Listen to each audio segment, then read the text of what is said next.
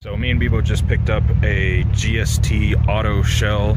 It's a spyder, and we're going to use the automatic transmission out of it and the axles and a couple of the other body parts that were kind of messed up on the GST. We're just dropping that off right now at kind of a little storage place that Bebo has, and got the transmission for the auto trans. We're going to put that in the GST that I have, and hopefully that'll allow us to do a little bit better in the quarter mile and won't have to worry about getting a clutch or anything like that.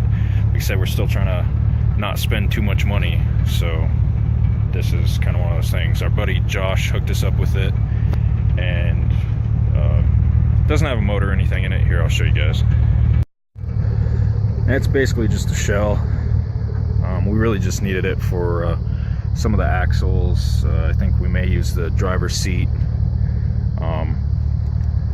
It's got decent taillights on it, so that'll definitely help. What else do we got here? It's got a Subaru steering wheel. I don't know, I think it splines on, so we may use that too. It's got a shifter. It's got the TCM in it, but I'm not sure if we're going to use that yet. But spindles, and then we also picked up, here's the auto trans for it, and the axles and starter. So we're going to slap that in the GST when we finish putting together the short block. So I got the motor out, had to fight a couple wires, but ended up getting it out. We're gonna take out all the manual transmission crap that we have in here, master cylinder over there. Probably getting rid of the power steering. Of course, the charcoal canister is going. Delete some of these extra wires and stuff that we don't need, and we'll get the motor torn from the transmission, get it up on the other engine stand, get the head off, and on the other block. Just got back from Silva's. He hit me up, said he had a couple parts that could probably work on my build that just needed a couple things. Rods, some head studs. So we'll take a look at those and see what we got from him.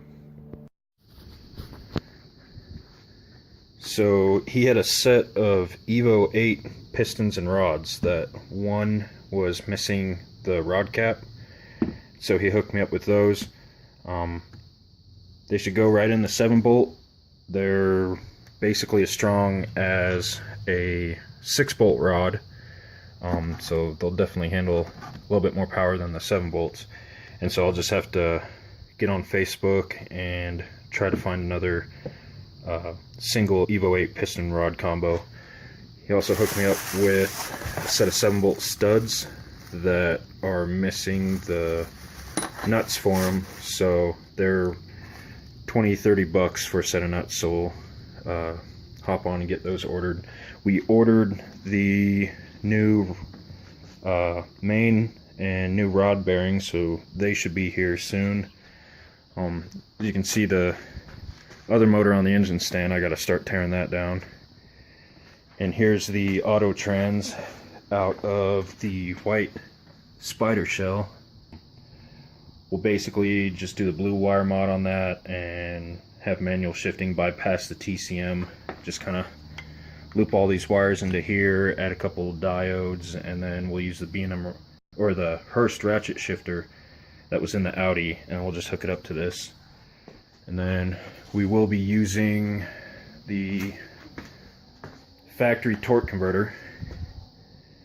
So it's going to be kind of interesting trying to get this thing to spool. I haven't decided yet whether or not I'm going to run without an intercooler, but here's the HX40.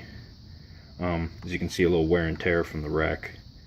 I'm going to have to put another nipple on this wastegate actuator because I'm going to run the internal gate and just run a 3-port boost controller to control this.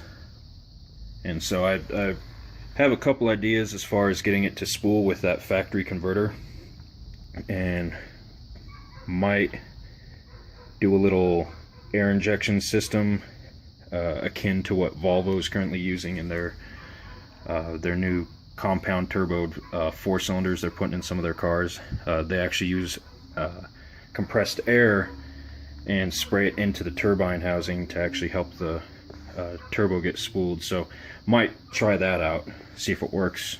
If it doesn't, oh well, but if it does, it may actually help me get some boost on the line with that factory converter.